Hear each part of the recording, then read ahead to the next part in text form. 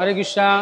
তো আজকে হলো গুন্ডিচা মন্দির মার্জন। গুন্ডিচা মার্জন হচ্ছে এক বিশেষ লীলা। প্রথমত এই গুন্ডিচা মার্জন প্রথম শুরু করেছিলেন শ্রী চৈতন্য মহাপ্রভু। বছরে একবার জগন্নাথ, বলদেব এবং সুভদ্রা তারা গুন্ডিচা মন্দিরে গমন করেন। তো এই সময় চৈতন্য মহাপ্রভু জগন্নাথ পুরীতে সর্বপ্রথম এই লীলা উনি করেছিলেন এবং এই লীলা এবং বিশেষ আকর্ষণীয়।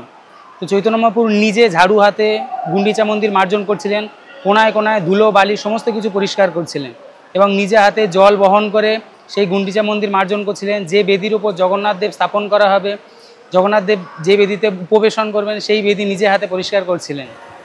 তো গুন্ডিচা মন্দির মার্জনের তিনটি প্রধান উদ্দেশ্য: এক হলো দম্ভ এবং অহংকার থেকে মুক্ত হওয়া, দুই নিজের ভেতরে যে কুলসতা বা মলিনতা সেটাকে দূর করা, এবং তৃতীয়ত হলো এই সময় আমাদের হৃদয়ে যে ভগবান বিরাজ করেন তার জন্য আমাদের হৃদয়কে পরিষ্কার করা। মেনলি আমাদের গুন্ডিচা মার্জনের মেন উদ্দেশ্য হচ্ছে আমাদের হৃদয় ক্লিন করা। হরে কৃষ্ণ।